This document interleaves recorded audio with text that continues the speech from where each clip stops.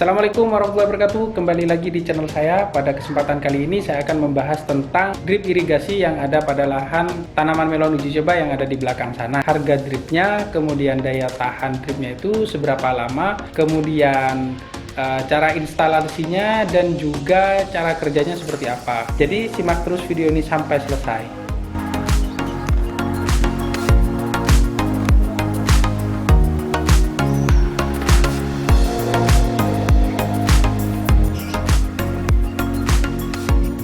Nah, baik, ini harga untuk drip ya.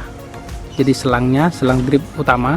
Jadi yang ini itu terbuat dari bahan plastik yang menyerupai mulsa ya. Dan ketebalannya ini saya lupa berapa mikron. Jadi nanti bisa dibaca di keterangan di deskripsi ya untuk spesifikasinya. Nah, untuk harganya sendiri juga saya cantumkan di deskripsi ya, ataupun bisa dicek pada link yang sudah saya sediakan. Nah, kemudian yang kedua di sini ada selang piping ya. Jadi untuk speknya juga bisa dicek di deskripsi. Nanti bisa dicek ya harganya, kemudian juga ukurannya, diameternya itu berapa, sudah ada di sana, termasuk juga link pembeliannya. Jadi seperti itu. Nah, langsung saja sekarang kita ke cara instalasinya. Nah, untuk instalasi itu dimulai dari sini ya. Jadi di sini ada pompa. Ini berasal dari sumur ya. Airnya air sumur yang kita alirkan keluar. Di sana nanti di luar ada keran untuk mengalirkan ke drip, karena di sini ada beberapa cabang-cabang ya. Jadi kita langsung lihat di luar. Nah, di sini adalah salurannya ya, sobat. Jadi kalau kita hidupkan, ketika mesin pompanya dihidupkan, ini kita hidupkan ke arah saluran dari dripnya ya. Jadi ke arah sana itu salurannya. Nah, kemudian di sini ada lagi keran berbeda.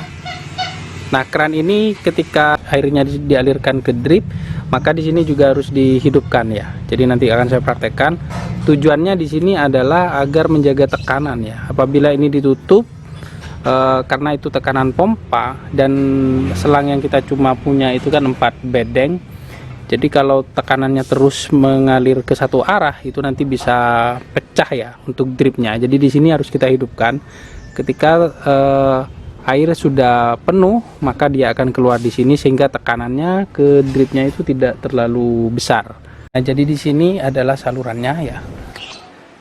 Saluran tadi yang kita buka itu ngalir ke sini.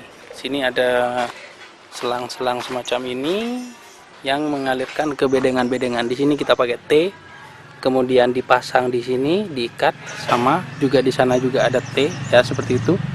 Sejumlah bedengan. Kemudian di ujung sana paling akhir itu ditutup ya.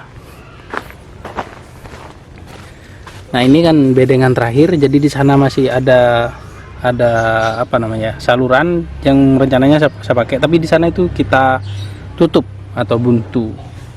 Jadi yang hanya dibuka hanya sini ya, seperti itu. Jadi airnya nanti masuk ke sana langsung mengaliri ke tiap lubang dari pupuk ya, seperti itu. Jadi ini hanya kita gunakan untuk mengairi saja. Nah, seperti itu. Kemudian di paling ujung itu ditutup ya. Nah, seperti ini. Paling ujungnya itu buntu ya, semacam ini. Tidak lari kemana-mana. Jadi airnya nanti ketika penuh dia akan menekan untuk mengalir ke lubang sini ya, lubang pupuk, seperti itu.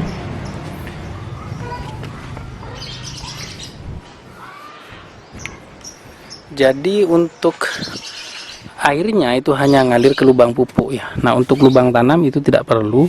Kenapa? Karena kita nyiram di sini itu kan nanti air itu kan akan menyerap ke lubang tanam, dan kondisi di lubang tanam ini kan usahakan kita kering ya, agar batangnya itu tidak terkena busuk batang. Jadi akan sangat aman sekali ya. Jadi pupuk di sini, air juga di sini. Dan ketika kita mau memupuk, sebaiknya itu disiram dulu. Ketika penyiraman sudah selesai baru kita aplikasikan pupuk. Jangan sampai terbalik ya. Di instalasinya ini sangat sederhana sekali, sangat simple. Tetapi kalau nanti untuk di lahan itu juga kita sesuaikan ya dengan tekanannya dan juga berapa jumlah bedengan yang harus kita airi. Nah, hanya di situ perbedaannya. Nah, sekarang kita coba untuk nyalakan ya airnya. Nah, ini semua selang sudah ditutup dan coba kita hidupkan airnya ya. Selanjutnya kita buka keran yang ke arah bedengan ya, yang ke sana. Kemudian ini juga kita buka. Nah, seperti ini. Jadi ini airnya sudah mengalir ke arah drip ya. Kemudian di sini nanti kalau tekanannya berlebih dia akan mengalir, menetes di sini. Nah, oke, jadi di sini kan sudah mengalir ya, sobat. Jadi misalkan di sini tidak mengalir, maka kita harus cabut ini. Kita cek. Nah, seperti ini. Nah, ini biasanya kan masih ada angin ya yang masuk dulu. Nah, kalau sudah seperti ini baru kita masukkan lagi. Nah, semacam ini, sehingga nanti alirannya akan kembali normal.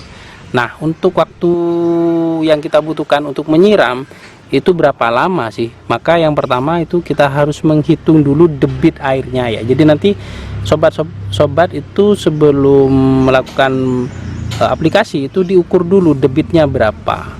Bisa kita pakai gelas. Gelas itu kan kurang lebih 200 cc. Nah, agar penuh 200 cc itu waktu yang dibutuhkan berapa? Misalkan ketemu 1 menit 200 cc. Artinya kalau kita butuh penyiraman 1 liter, kita butuh waktu 5 menit. Nah, gambarannya seperti itu. Sedangkan untuk usia tanaman itu kebutuhan airnya berbeda-beda. Ya.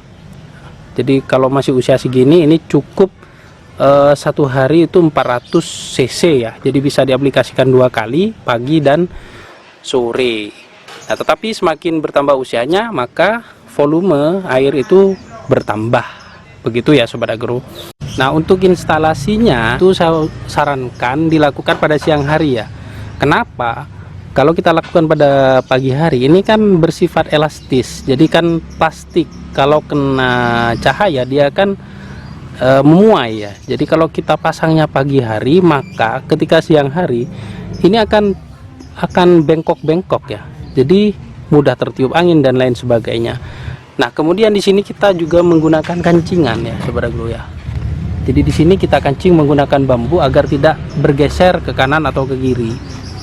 Jadi selang ini kalau dipasang siang ketika kita tarik, maka nanti tidak akan kendor. Tetap akan lurus semacam ini. Beda kalau kita masangnya ketika masih belum ada cahaya. Nah, itu ya tipsnya. Dan pengairan menggunakan drip ini selain lebih murah, itu juga sangat bagus ya untuk tanaman. Beda ketika kita mengairi menggunakan air biasa. Nanti akan saya jelaskan lebih rinci di video selanjutnya ya, Sobat Agro.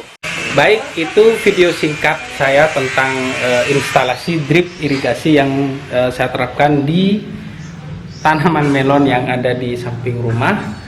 Semoga bermanfaat, dan jika dari teman-teman di sini ada saran ataupun juga hal-hal yang keliru dalam apa yang saya sampaikan, bisa ditulis di kolom komentar agar sobat-sobat yang lain itu nanti ketika membuat saluran irigasi itu tidak terjadi kesalahan, ataupun juga jadi ilmu tambahan buat saya. Baik, terima kasih sudah menonton. Sampai jumpa pada video selanjutnya. Salam Agro.